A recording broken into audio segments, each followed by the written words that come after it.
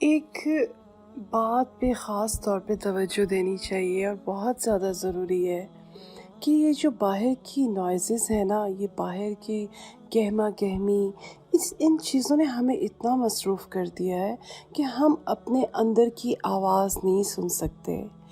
آپ کے ساتھ پروردگار کے طریقے ہوتے ہیں آپ کو میسیجز کنوے کرنے کے۔ بعض لوگ بہت انٹیوٹیو ہوتے ہیں، لیکن پھر بھی وہ لوگ بھی جو انٹیوٹیو ہوتے بھی ہیں تو وہ بھی باہر کی دنیا کی گہما گہمی میں جب بہت مصروف ہو جاتے ہیں تو ان کو بھی بہت چیزیں نہیں پتہ چلتی۔ تو اس لیے اپنے اندر کی آواز کو سننا شروع کریں، کیونکہ آپ کے لیے اللہ تعالیٰ کی طرف سے کچھ طریقے ہوتے ہیں۔